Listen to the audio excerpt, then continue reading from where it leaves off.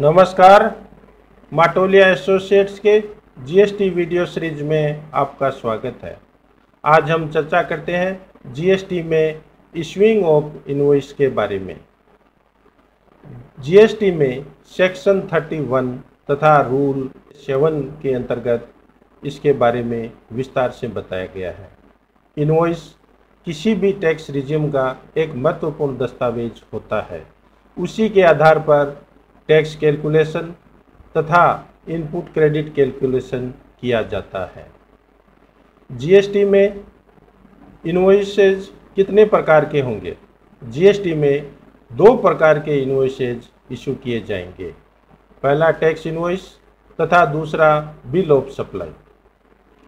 वो सभी registered person अपनी टैक्सेबल गुड्स और सर्विस सप्लाई करने पर टैक्स इनवॉइस इशू करेंगे तथा एग्जम्प्ट सप्लाई करने पर या वो पर्सन जो कंपोजिशन स्कीम के तहत टैक्स पे करेंगे वो बिल ऑफ सप्लाई इशू करेंगे। नंबर ऑफ कॉपीज इनवॉइस में कितनी होगी? गुड्स सप्लाई केस में 3 कॉपीज होगी तथा सर्विस के सप्लाई होने पर 2 कॉपीज होगी। गुड्स सप्लाई होने पर original for recipient, duplicate for transporter तथा ट्रिप्लिकेट फॉर सप्लायर की होगी तथा सर्विस सप्लाई में ओरिजिनल फॉर रेसिपिएंट तथा डुप्लीकेट फॉर सप्लायर की होगी। अब हम देखते हैं time of issue of invoice, यानी इनवॉइस कब इशू करना है।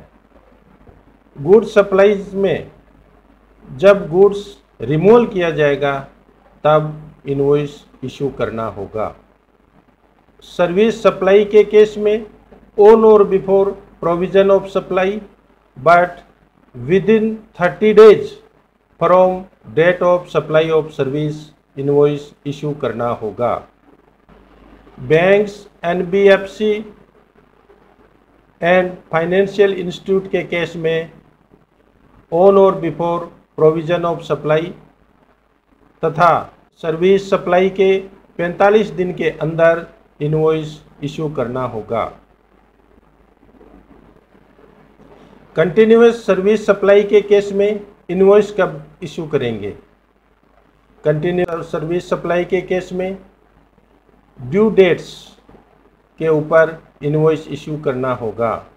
अगर ड्यू डेट अनसर्टेन है तो पेमेंट रिसिप्ट पर इनवॉइस इशू करना होगा।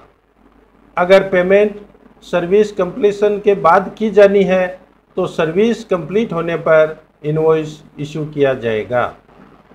अब हम देखते हैं इनवॉइस इशू करने के बारे में उन बातों को जिनको हमें इनवॉइस इशू करने के वक्त ध्यान रखना है।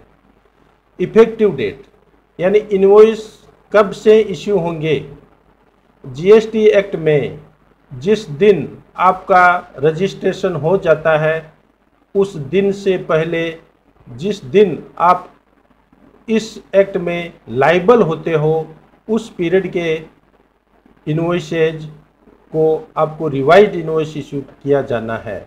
यानी इनवॉइस इस एक्ट में इफेक्टिव डेट से लागू होंगे। अगर किसी सिंगल सप्लाई ऑफ गुड्स और सर्विस की वैल्यू 200 रुपये से कम होती है तो सिंगल इनवॉइस इशू करने की आवश्यकता नहीं है। दिन भर की टोटल सप्लाईज को जोड़कर एक साथ एक इनवॉइस इशू करना होगा। अगर रेसिपिएंट से किसी भी प्रकार का एडवांस पेमेंट मिलता है तो रिसिप्ट वाउचर इशू करना होगा। अगर इस एडवांस पेमेंट के अगेंस्ट में सप्लाई नहीं होती है तथा ये एडवांस डिपॉजिट अमाउंट वापस रिफंड किया जाता है तो रिफंड वाउचर इशू करना होगा। अनरजिस्टर्ड पर्सन से अगर किसी भी प्रकार की सप्लाई ऑफ गुड्स और सर्विस रिसीव की जाती है तो उनके अगेंस्ट में रिवर्स चार्ज के अंतर्गत इनवॉइस इशू करना होगा। अगर गुड्स अप्रूवल के ऊपर भेजा गया है तब इनवॉइस अप्रूवल के कन्फर्मेशन होने पर या 6 महीने के अंदर इनवॉइस इशू करना होगा। नेक्स्ट वीडियो में हम देखेंगे इनवॉइस के कंटेंट्स को, उनको किस प्रकार फिल करना है, इसके बारे में विस्तार से जानेंगे। हमारे चैनल को सब्सक्राइब कीजिए, लाइक कीजिए तथा शेयर कीजिए। धन्यवाद।